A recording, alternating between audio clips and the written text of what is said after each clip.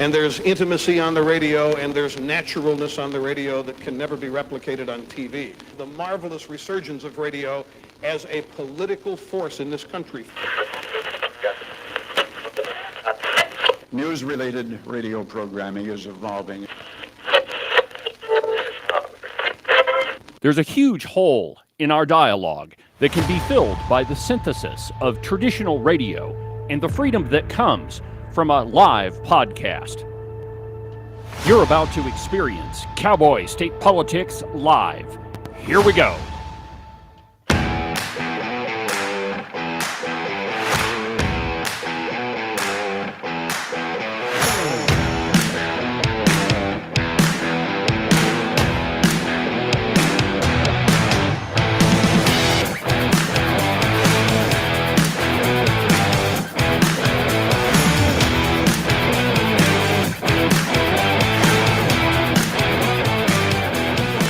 Good morning, my friends, and welcome to another fantastic installment of Cowboy State Politics Live.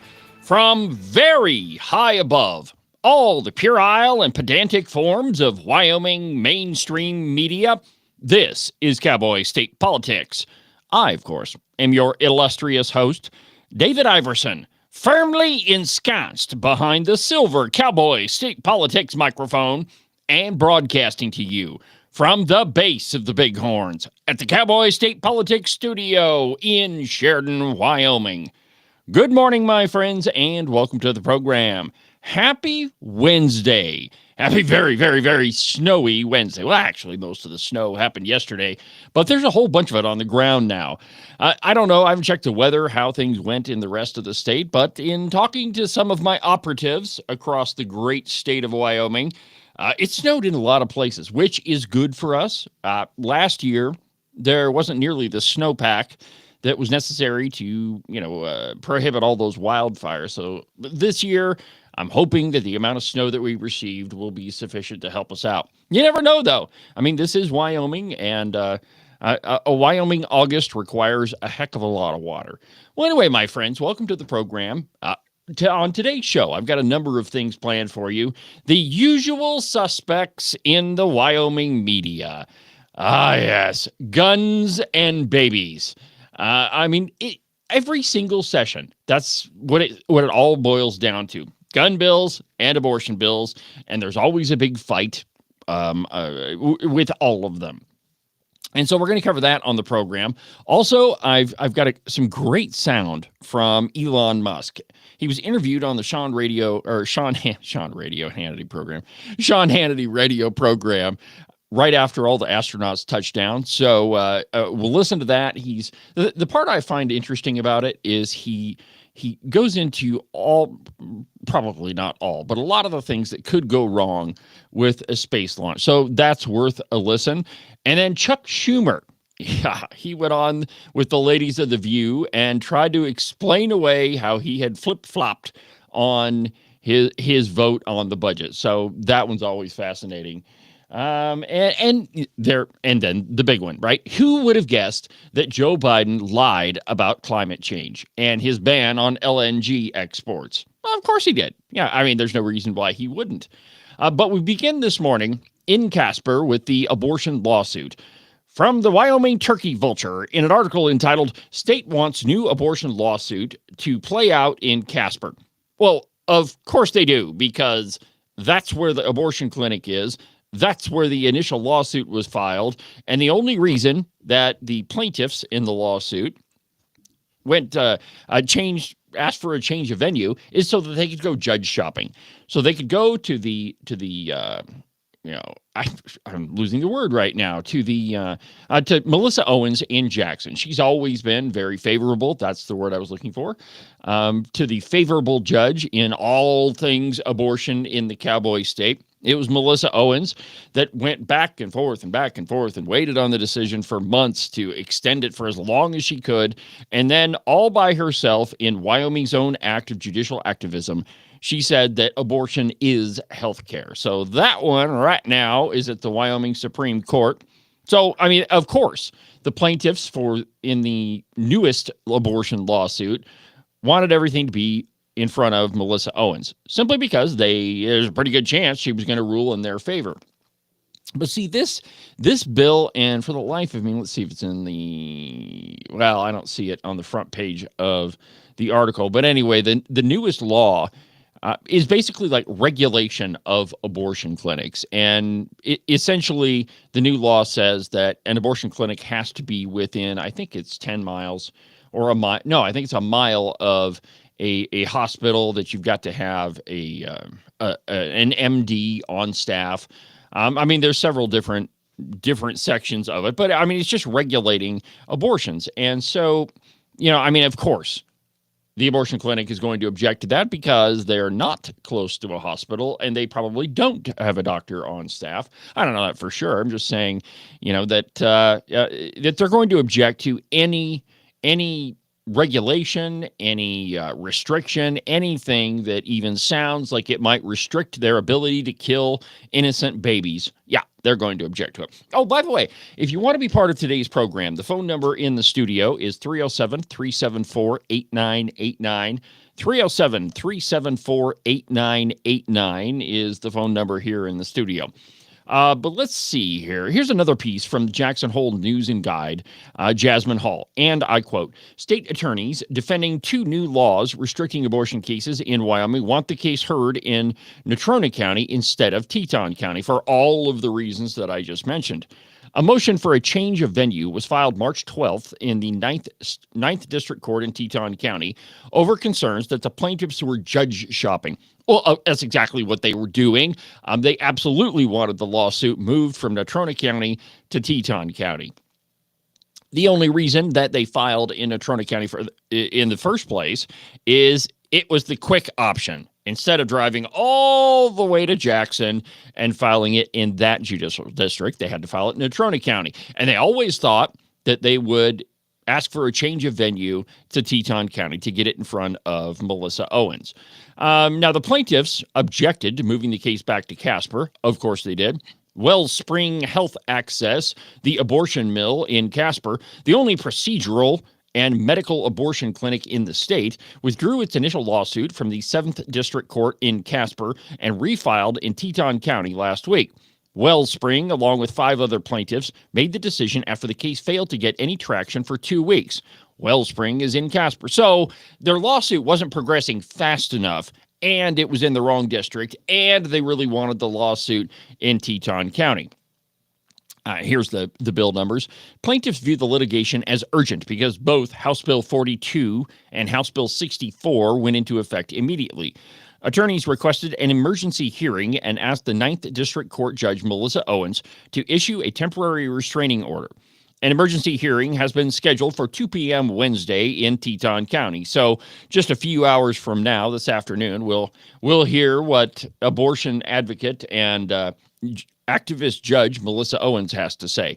Quote, plaintiffs admit that they dismissed their lawsuit in Natrona County because they were dissatisfied with the district court's response to their motion for a TRO, temporary restraining order, and hope to obtain a more favorable result in this court.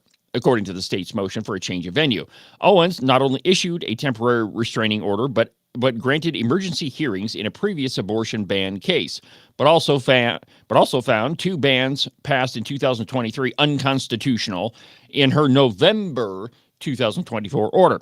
The state appealed the case, and right now it's at the Supreme Court. So the abortion mill, the baby killing factory, is again suing so that they can continue killing babies at will with absolutely no restrictions whatsoever from the state of Wyoming. State attorneys said Wellspring is also the only plaintiff to allege concrete injury because, quote, its staff have had no choice but to stop offering reproductive health services. Okay, first of all, it's not reproductive health if you're killing somebody. And that's exactly what an abortion is. In no way does it qualify as health care. By definition, health care would mean that you're actually improving the health of the subject, not killing it. So, I mean, and here's the thing, and I don't really want to get stuck on litigating the entire abortion question on today's program, but it's always fascinated me that abortion advocates will hardly ever admit an unborn child being another innocent human life. The only time that I've actually seen them admit that is on the floor of the House of Representatives. Let's see here, 3 years ago, maybe 3 or 4 years ago. They were debating the trigger bill, which was the first abortion ban that was, ruled unconstitutional by Melissa Owens. And that one basically, when the whole idea was that it would go into effect if Roe v. Wade was ever overturned. And the floor debate on that one was fascinating. Representative Rachel Rodriguez Williams gave one of my favorite speeches. In fact, I did an episode on it on the podcast. That podcast is called, Okay, We Admit It, It's a Baby. Or We All Agree It's a Baby. That's what the title is. We all agree it's a baby. But on the floor of the House of Representatives, some of the staunchest defenders of abortion got up to the microphone and basically they said, okay, all right, you got us. It's a baby. And of course, that took everything they had in them to admit that. But we all need to go back. I mean, everybody needs to go back and listen to that episode because you have abortion advocates, some of the staunchest defenders of this medieval practice. Actually, I don't even think we can call it a medieval practice because you'd probably be burned at the stake if you actually provided an abortion. But anyway, great episode in which people that defend abortion all the time admit that, yep, they're killing a baby. So anyway, House Bill 42, House Bill 64 are currently preventing the Wellspring Clinic from offering procedural baby killing operations. So right now, we're just waiting on Melissa Owens to rule, and knowing her, she's probably going to rule in favor of the plaintiffs because she always does. If you can say one thing about Melissa Owens, she certainly loves her abortion cases and loves to make sure that abortion is legal. It's just a horrible practice, and it just makes my skin crawl, my friends. So the other usual suspect in Wyoming politics is guns. Just about every legislative session, we'll see a significant piece of firearm Second Amendment rights legislation go through. And in this past legislative session, we saw two of them. There was the ban on gun-free zones, and then there was some additions to the Second Amendment Protection Act. From the cow pie, Gordon holds veto party with law officers to axe the Second Amendment rights bill, written by none other than Trotsky Wolfson, and I quote, Mark Gordon often holds public ceremonies to celebrate signing bills into law, but he had never, until yesterday, held a public ceremony to veto a bill. That's what happened at the state capitol on Tuesday when Gordon held an event to publicly veto a bill that would have allowed people to sue state law enforcement agencies for up to $50,000 if they enforce federal gun laws that contradict with Wyoming laws. All right, so there's a ton that is, at the very least, misleading in this article, and at the very most, absolutely wrong. But first, let's get the take from the cow pie, Trotsky Wolfson, on why Governor Gordon vetoed this the Second Amendment Protection Act. So here's Trotsky Wolfson on the cow pie trying to explain how the SAPA bill works. Well, Governor Mark Gordon often holds public ceremonies to celebrate signing bills into law, but he had never, until Tuesday, held a public ceremony to veto a bill. That's what happened at the state capitol when Gordon held an event to publicly veto a bill that would have allowed people to sue state law enforcement agencies for up to $50,000 if they enforce federal gun laws that contradict Wyoming laws. Cowboy State Daily's Leah Wolfson reports that the governor was joined by law enforcement officers who say the bill would have made it harder to do their jobs. Law enforcement officers are very nervous about this bill because they believe it will hinder or prevent them from doing their duties out of fear that they could be sued for doing them. The bill basically adds and expands and creates a civil mechanism for people to also sue law enforcement agencies for up to $50,000 that infringe on local gun laws by enforcing federal laws. It also would have prevented law enforcement agents from hiring people who previously worked for federal agencies and enforced federal firearms laws that contradicted these Wyoming laws. Gordon has now made 9 vetoes this session, by far the most of any legislative session throughout his tenure. Of those vetoes, 5 were over... I can't handle it. I can't handle the bobblehead in the morning. The reason I call her that is if you ever watched any of the videos from the cow pie, I mean, her head just kind of goes in all directions. I mean, I don't mean to be mean, but it's just really hard for me to watch that. And of course, watching Trotsky, it's always, excuse me, always pretty difficult. Well, there are 3 things in that piece of audio that we need to talk about. And we're coming up on a break, so we're going to go ahead and get a word in from our sponsors. An absolutely disgusting profit timeout. So we'll do that. Then we'll come back and we'll talk about Trotsky's problems in describing the SAFA bill. Everybody misunderstands it. Well, probably worse than that. It's probably intentional. Anyway, we'll talk about it in just a second.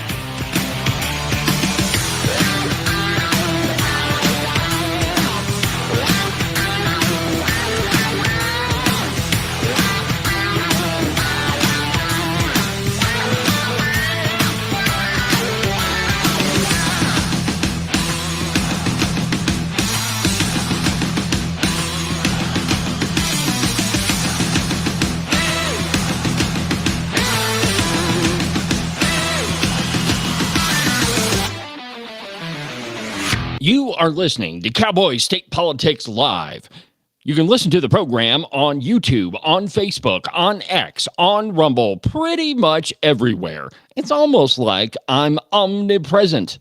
If you miss an episode of Cowboy State Politics Live, you can always go to the live replay, which is located at the website, cowboystatepolitics.com, under the live replay button. You can listen to Cowboy State Politics Live every Tuesday through Friday at 8 a.m. You can listen to the Cowboy State Politics podcast anywhere that you get your podcasts. iHeartRadio, iTunes, TuneIn, really any of them will work. But the easiest place is just to go to the website, cowboystatepolitics.com. There you can find all of the shows, as well as any of the articles that I might bring up during the course of a program. That way, if your name is Joe Biden and you can't remember if you had your pudding today, well, I probably can't help you with that, but I can definitely tell you why you should have never ran for president. And now, back to our program.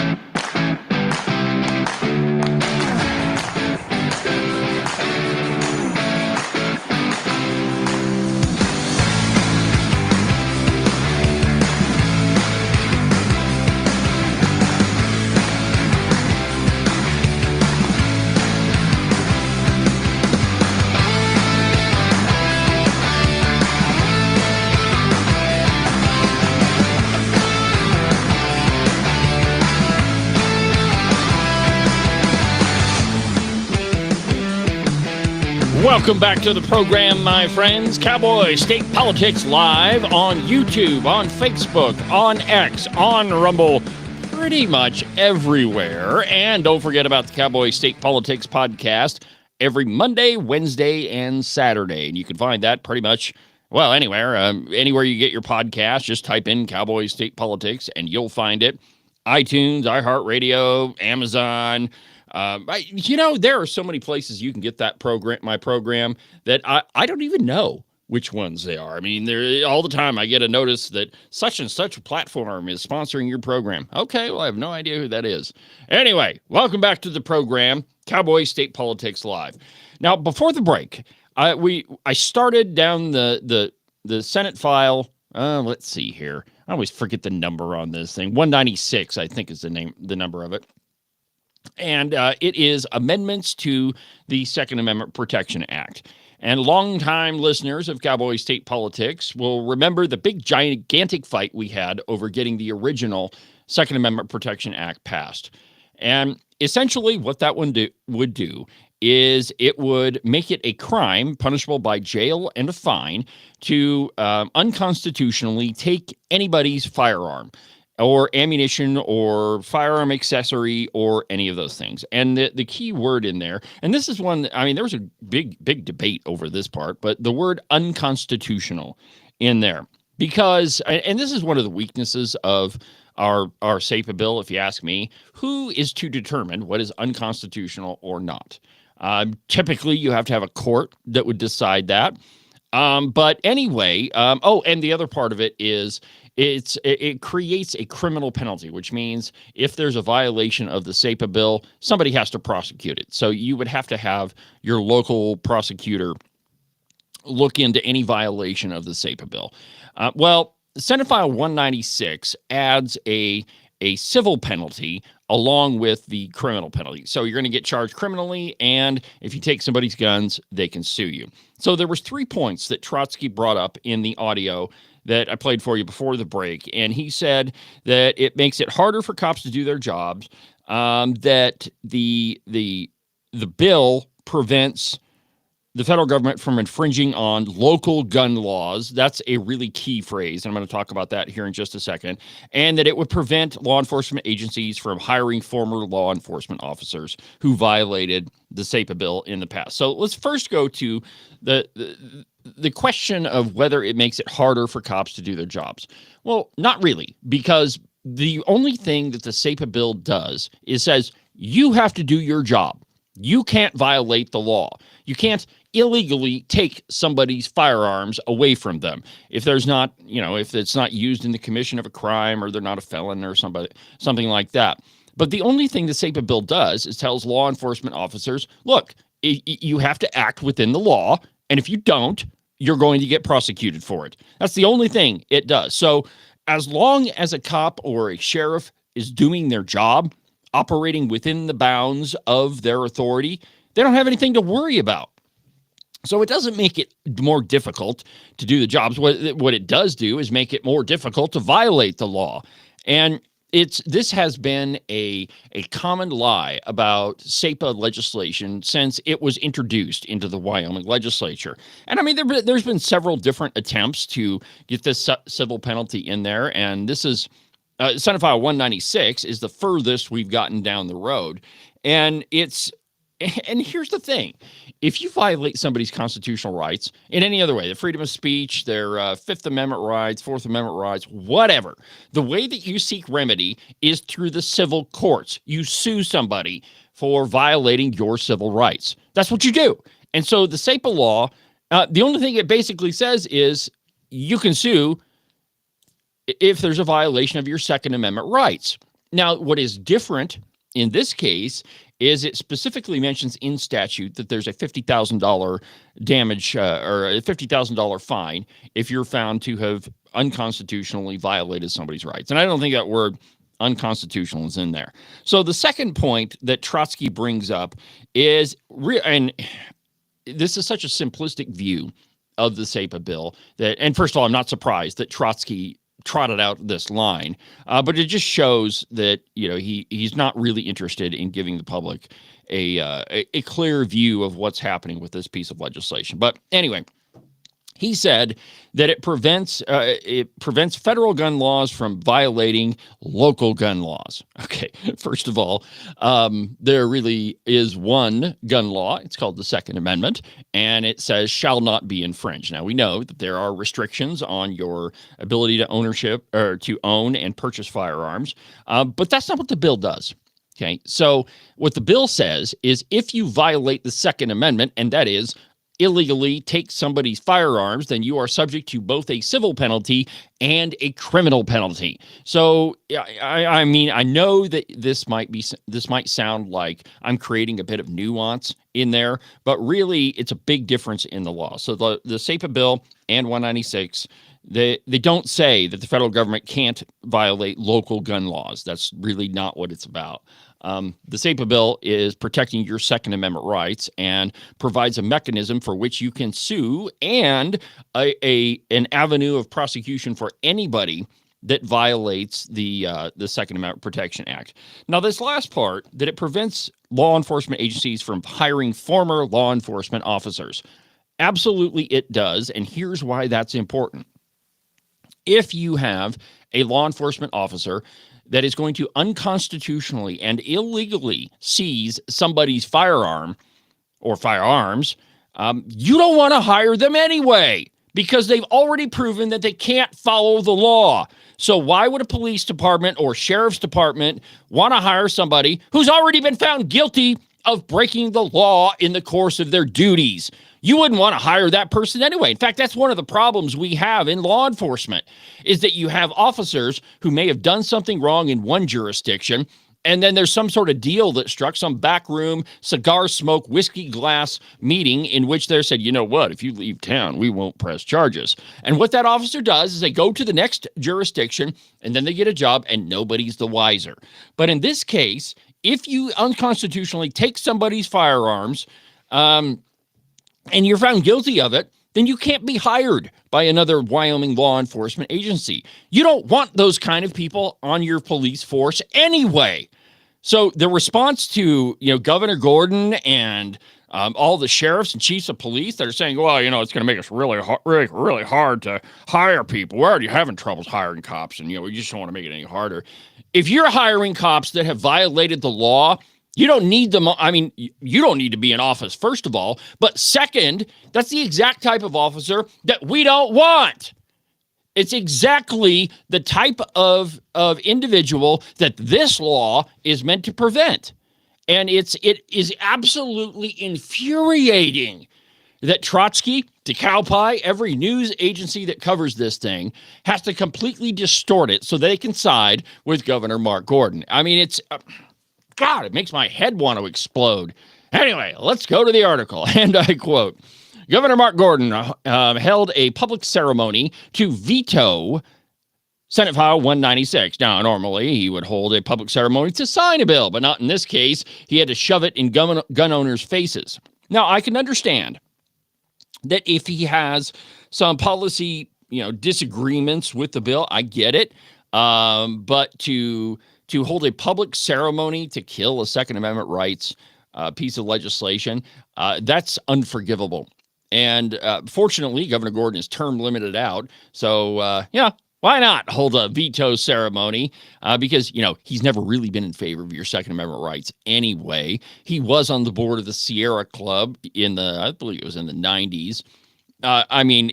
Governor Gordon has never really been in favor of your Second Amendment rights, even though there have been bills that he pretty much had no choice but to sign. One of those was the original SAPA bill. The other one was the ban on gun-free zones. That this is the second time that it hit his desk, and he really couldn't justify vetoing that one. So while there are pieces of legislation that protect your Second Amendment rights that have passed into law, it's not really because Governor Gordon wanted it to. I mean, this public bill veto session pretty much proves that he just wants to rub it in gun owners' faces.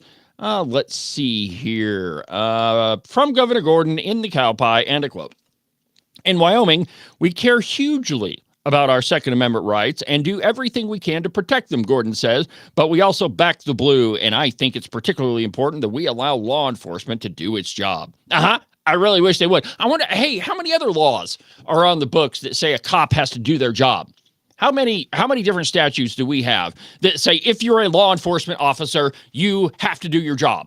And if you don't follow the law, then you could be prosecuted. How many other statutes do we have that kind of resemble that same language? I've never counted them, but I bet there's a whole bunch of them. At the end of his diatribe about why he vetoed this piece of legislation, you'll find this missive. And I quote from the governor's letter. Wyoming people know, respect, and protect our Second Amendment rights. We don't need some out-of-state lobbyist to tell us how precious they are. We're passionate about our gun rights, blah, blah, blah, blah, blah. Which out-of-state lobbyist could he be referring to? That is a direct shot at Wyoming gun owners, lobbyist Aaron Dorr. That's who he's referring to in this. So anyway, direct shot at Aaron Dorr while he holds a public ceremony to veto an important piece of Second Amendment rights legislation. Exactly what you should expect Mark Gordon to do. I mean, he's never been a fan of gun rights, and he isn't in this case. In fact, he pretty much doesn't want to protect them. Anyway, more in a minute.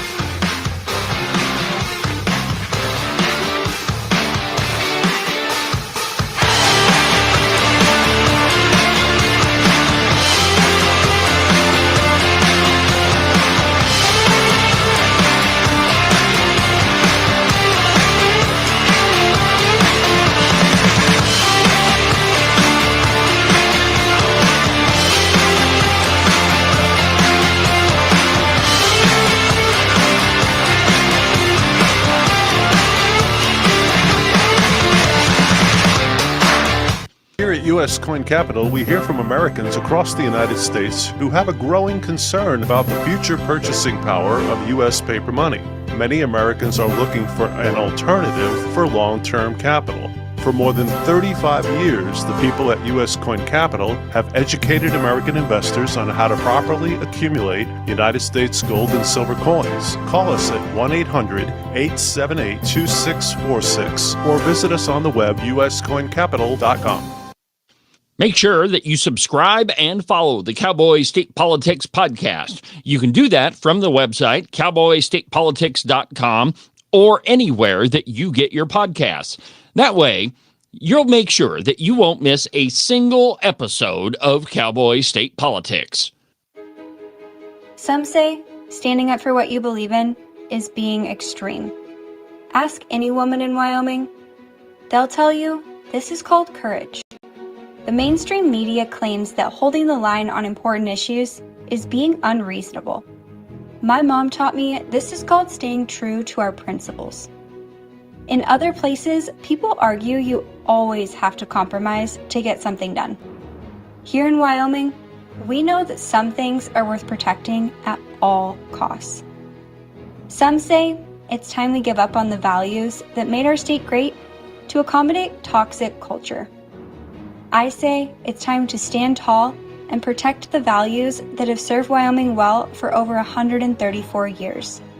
Join Honor Wyoming as we defend and preserve the Wyoming way of life. Find out how you can make a difference today. Visit honorwyoming.org.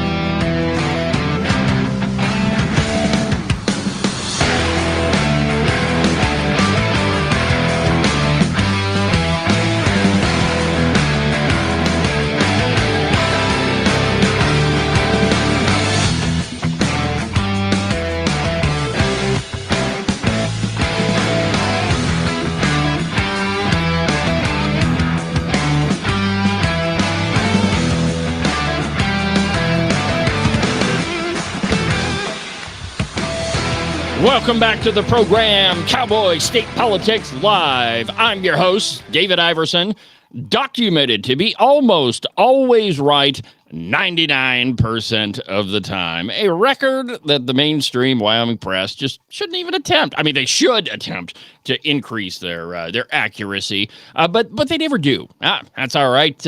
All you got to do, by the way, is check your facts and not make crap up like the media does. Anyway, my friends, welcome back to the program. Now, another piece, the thing that's in the news, I can't even talk this morning.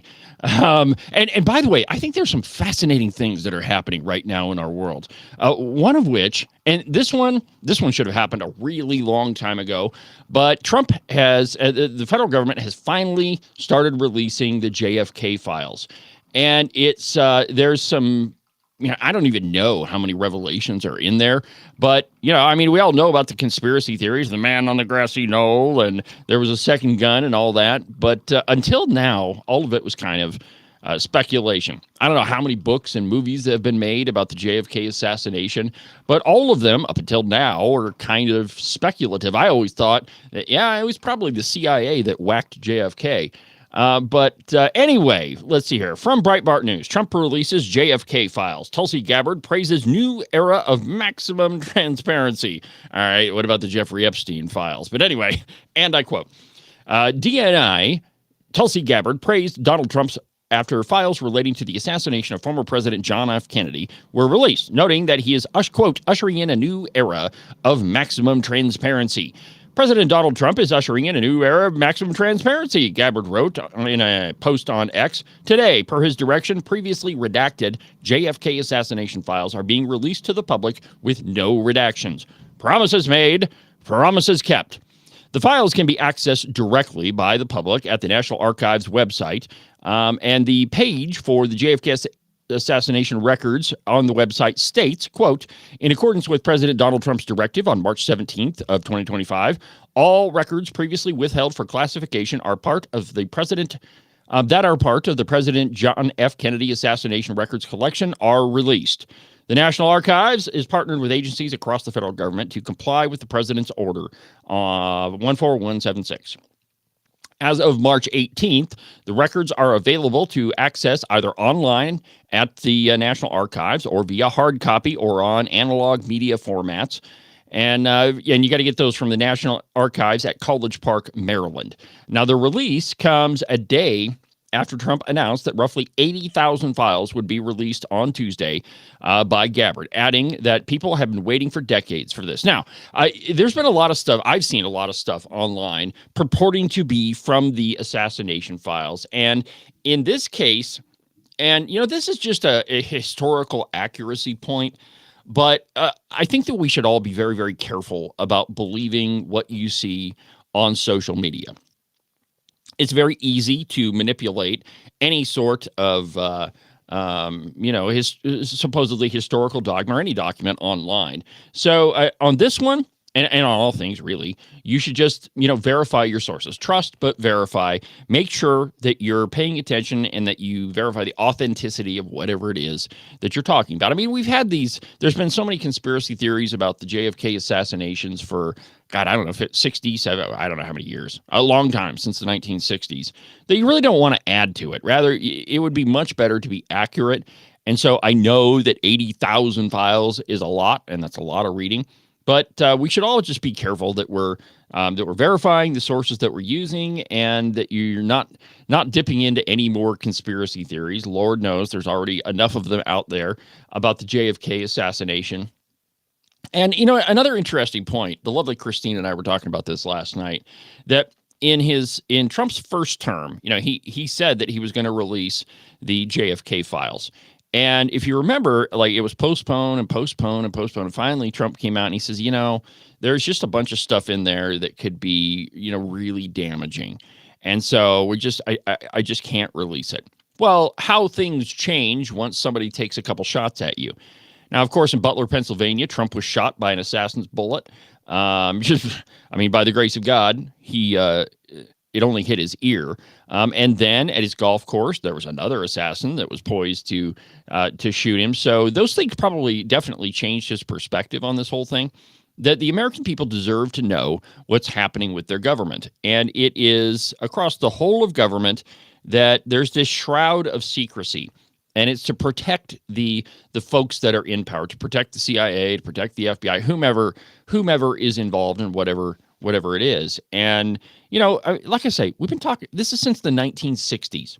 I think the American public can handle what's in there, however damaging it may be. If it says the CIA was involved and they're the ones that killed JFK, or the FBI or anybody else, it's government transparency is, and I can't tell you how important this is, because officials in the swamp continually hide things from their constituents, and it's all for money, and it's all for power, and it's all to get reelected. And the truth is, we pay for all of it, so there's no reason why we shouldn't be able to see the records from our government. I'll give you a great example, and I'm going to have a story about this. I don't know how long it's going to be, but I've got some documents to gather. But I submitted a FOIA request to a local municipality, and I was asking for records related to a project they had been funding. Notice I'm being a little bit vague here because I don't want to break the story wide open quite yet. Well, the response I got on the FOIA request was, "Yeah, we didn't spend any money on that. Nope, haven't spent a dime. Not none of that is even accurate. We didn't spend any money on it." When I know for a fact, and I've seen the documents, that they absolutely have. So there's no reason to hide a lot of this stuff from the American people. And really, and you've heard the phrase that the cover-up is often worse than the crime. Well, and that's what it turns into. If you're diligent about what you're looking for, you can find, whatever it is that you're looking for, and you use it to hold your elected officials accountable. In this particular case, I'm going to get in my car and drive to wherever it is, and I'm going to show up at their city council meeting and say, "Hey, I asked for this. You sent me this. Here's the proof you're lying to me. Why are you lying?" Well, this is the whole lying part. It's been happening with the JFK and Robert F. Kennedy and Martin Luther King Jr., all those assassinations for a really long time. So good thing that it's being released, and I'm really happy about it. Let's see here. You know what? Before I go to this next article, let's talk about Elon Musk. Yesterday, the astronauts who had been in orbit for, over 8 months because of politics were returned. Credit due to Elon Musk and SpaceX. And there's two things about this that I find incredibly interesting. First, that Boeing was unable to bring them home. And the Biden administration pretty much said, oh, geez, guys, sorry about your luck up there, but hang tight. We'll get to you pretty soon. And then Elon Musk, and it was just around the same time that Musk was starting to, move to Trump's side. I mean, nobody's ever going to argue that Elon Musk was ever conservative. I mean, he definitely is on Trump's side on a lot of stuff now, but prior to that, I mean, I don't think that anybody would have said, yep, that Musk guy, definitely conservative. Well, anyway, around the time that the astronaut problem happened, Elon Musk was starting to hang out with Donald Trump. And he basically said, hey, if you want me to go get those guys up at the space station, I'll go get them. And the Biden administration said, no. Now, think about this. Two people up in space, they've been up there for, 200 days or however long it was at the time. And the Biden administration, for the sake of politics, says, no, it's too dangerous to go get them, and you're not passing safety inspections, and, we just can't have you go get them. Purely for politics. And then Trump wins the election, and they say, yep, we're going to go get those guys. Hey, Elon, go get them. Go give them a lift. And that's essentially what happened. Well, yesterday, after the capsule splashed down in the ocean, Sean Hannity interviewed Elon Musk on his nightly TV program. Here is what Elon Musk had to say. I think there's two parts of this, and it's kind of long, but it's well worth the listen. So take a listen to it. You have been the chief engineer of SpaceX and remain the chief engineer of SpaceX. It is the first private company to ever make it to orbit. Walk us through the beginnings of that. It is not, it's something that nobody else has been able to accomplish.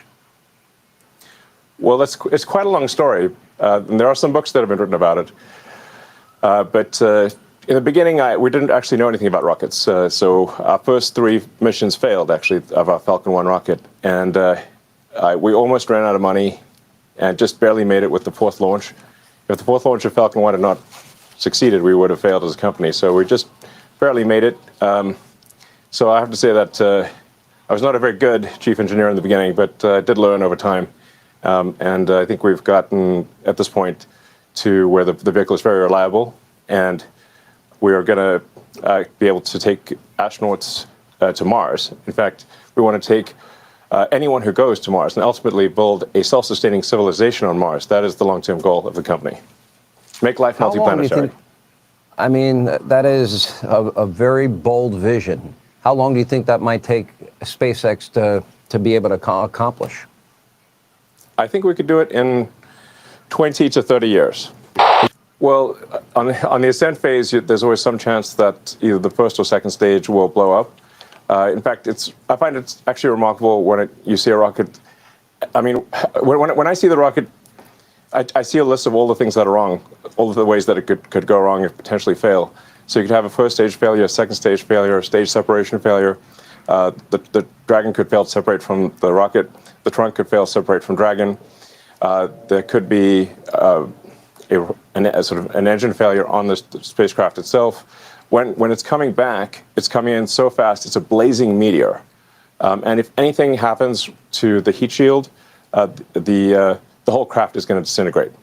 So it's remarkable that humans can actually go all the way to orbit and come back from orbit, given the immense amounts of energy that is required to get to orbit and the amount of energy that must be dissipated upon return. And then the parachutes have to open, that all has to work. Now, long term, we are going to be doing, not long term, this year, in fact, we are launching the Starship rocket, which I recommend maybe doing a piece on, because that is truly a revolutionary rocket.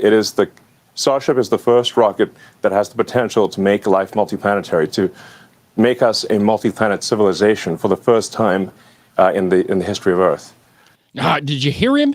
It has the potential to make us an interplanetary civilization for the first time. What an aspiration. And just think about that, right? So, during the 60s, during John F. Kennedy's administration, he said, and they didn't make it during while JFK was alive, but he said, we are going to land somebody on the moon and safely return them. And that was in the 60s. And now we're saying, well, we're going to send people to Mars, and we're going to build a self-sustaining civilization on Mars.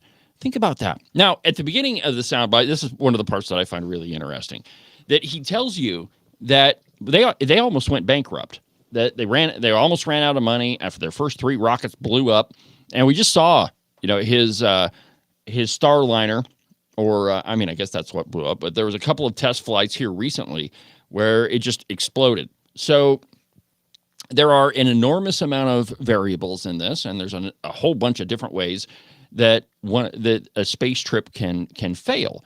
But the reason it's successful is that it is private industry doing it. Now, NASA, long ago during the Obama administration, gave up space travel. And if you remember correctly, at the time, Obama said, well, yeah, we're not going to do this because we can hitch a ride with the Russians. Now we'll let other people do it. Well, the trouble is that Democrats are so focused on their socialist and their climate change, which I guess is socialist anyway, their dreams down here, that they don't have aspirations of building things, incredible things. It was a Democrat, John F. Kennedy, that said, we're going to go to the moon and bring somebody back.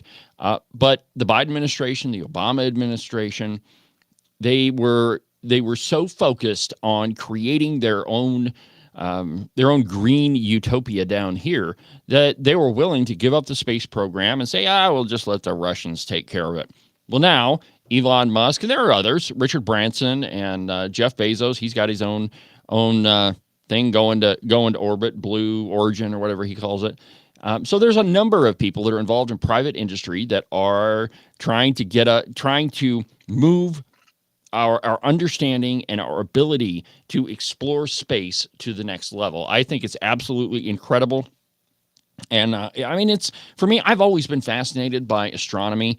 I've pretty much at every point in my life, I've had a pretty nice telescope so I could go explore the night sky on my own. I don't have one right now, but I've been looking for the right one to buy. So anyway, I'm continually oh, by the way, as it relates to Elon Musk, I was watching the interview and he was wearing a jacket with a patch on it, and on the patch is the USS Enterprise. I took a screenshot of it. I'll go ahead and blow it up so you can see it, and I'll post it to social media after today's program. It just made me laugh when I was watching the interview, and I was like, wait a minute. What on his chest is the USS Enterprise? Incredible. Nothing like having a little Star Trek reference when we're doing amazing things down here on Earth. We'll finish up the program in just a second. We're going to talk about, again, judges and illegal immigration and Trump saying, speak English if you come here. We'll do it in a minute.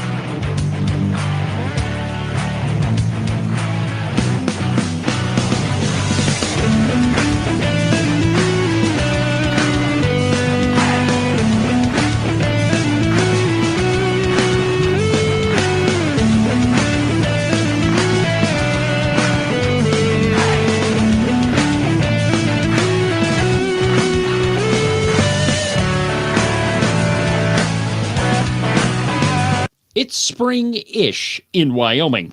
Well, what that means for the uninitiated is that it's going to be 70 degrees one day and then snow 1.5 feet the next. And really, if you don't like those two options, just wait a little bit. The weather will change. I know, it sounds a little stressful, but really you should put your mind at ease and buy a pair of socks from the Buffalo Wool Company. They'll keep you warm and dry even on the nastiest, coldest spring-ish day, and they'll keep you cool and dry even when it's 75 and sunny. To get you a pair, go to their website, thebuffalowoolco.com. Trust me, you're not going to be disappointed. Are you one of those people that said something like this before Trump became president? I have a house in Spain that is going to be ready right after the election. Siberia, Nova Scotia. I'm definitely moving to Canada. Straight to hell. Iceland, France. Asia's pretty cool. And has the past 5 weeks just been more than you could bear? If that's the case, you have come to the right place. All you need to do is call my friend Rebecca Bextel at Compass Real Estate. She has her fingers on the pulse of the real estate market all across the state of Wyoming. Last year, she sold around $30 million worth of property. Everything from small residential properties all the way up to big giant ranches. So if you've got to get the heck out of Dodge, if you've got to be gone Johnson because you can't stand that Trump is the president, call Rebecca Bextel. Her phone number is 307-699-3519. Let me say that one more time for you in case you missed it. 307-699-3519. I've never felt the freedom like I do. I feel stronger every day, don't you? Well, I can show you how. A new day, a new way. Watch out, I'm only gonna get stronger. A new day, a new way. Watch out, I'm only gonna get stronger. A new day, a new way. Watch out, I'm only gonna get stronger. A new day, a new way. Watch out, I'm only gonna get stronger. I've never felt the freedom like I do. I feel stronger every day. I'm only gonna get stronger. I just love that ad for Rebecca Bextel. The soundbite in it kind of makes me laugh every time I hear it. Anyway, my friends, welcome back to the program, Cowboy State Politics Live on YouTube, Facebook, X, and on Rumble. And if you missed the live program, you can always go to the Cowboy State Politics website and click on the live replay button, and you can listen to every episode of Cowboy State Politics Live. So, I mean, the liberals, they just can't get rid of me, and they're not going to. And that, my friends, is exactly what terrifies the crap out of them. And many people have tried to do away with, imitate, and distort Cowboy State politics, but that, my friends, is not going to happen, almost like it's not possible. Anyway, my friends, back to the program. The Trump administration has ended translation services for the immigration agency after declaring English the official U.S. language. Now, this is one of those where I have a little bit of difficulty with it. I see it from both sides. But for a long time, it has been most people have thought, hey, this is America. English needs to be the official language. I am sick to death of everywhere that I call into, I hear press 1 for Spanish, press 2 for English. And most of the time, it used to be press 1 for English, press 2 for Spanish, or everything would be in Spanish or in English, and you'd have to change over to Spanish if you wanted to hear it that way. I'm sick of that. This is America, and the predominant language in our country is English. And so I get that side of it. But on the other hand, let me tell you a story about my grandfather. My grandpa Domingo, and he emigrated from the Pyrenees Mountains between France and Spain, and it took him forever to get here. And all he wanted to do was to move to America and raise sheep. Well, the immigration process, even at that time, was extraordinary. You had to pass a test, and I can tell you, my friend, I've got a practice test, a version of it before he actually took his immigration exam, and I couldn't pass it. I mean, if I were sat down and said, "Hey, fill this out and pass it," I probably couldn't do all of it. I mean, it is incredibly specific about the Constitution, about the Wyoming Constitution, and about state legislators. I mean, it's really detailed. So the process he went through was pretty arduous. I even have letters that were written on his behalf from the French embassy to Immigration and Customs Enforcement. Well, when he went to take his final test, he couldn't read English all that well. I mean, he could speak it, broken English, but most of the time he spoke Basque. And so it was arranged that his wife, my grandmother, read his test to him. And after he passed it, he became a U.S. citizen. He became a very, very, very successful rancher in this part of Wyoming. And so I see this thing from both sides. If you want to become an American citizen, I really think that you should. learn English. But there are those cases where you have people that legitimately want to come to America, that want to assimilate into our culture, and just want to be an American citizen, and they just don't happen to read English all that well. So I do have a little bit of heartburn with this article. Let's read a little bit. It's from Breitbart, and I quote: "The Trump administration has directed the Department of Homeland Security to end language translation services for people calling for information about their immigration or employment status or their benefits. In keeping with his March 1st order making English the official language of the United States, the president has directed the U.S. Citizenship and Immigration Services to cancel a contract with a translation service provider, according to the Government Executive magazine." I didn't even know that was a magazine. Anyway, the translation service was offered to migrants calling for the department for information about their status under E-Verify and other government programs. The administration is also now directing agency call center employees to terminate any call from a caller who can't make his needs known in English. The formal guidelines are forthcoming, the administration notes. The termination of legal interpreting services is part of the administration's wide comprehensive review of the rationale for each contract it pays out. The translation service for USCIS would have cost upwards of $587,000 on a contract that was first awarded in 2022. DHS has a wider contract with legal interpreting services costing the government about $3.6 million. It is not yet known if these translation services will also be targeted for cancellation in other departments. So there are two sides to this thing. Of course, many of us believe that English should be the official language. However, we don't want to eliminate the possibility of well-meaning immigrants to come to the United States. I personally don't have a problem with legal immigration. If you want to leave the country that you're in and you want to make a better life in America and you want to assimilate to our culture and be a productive member of society, I have absolutely no problem with that. What I do have a problem with is illegal immigration. But I think that this is a delicate tightrope to walk. We need to make it create a path towards citizenship that is, in my opinion, easier than the way it is now. I mean, I've talked to several people every year at the legislature. Well, I shouldn't say every year, most years during the session, there is an immigration and naturalization ceremony.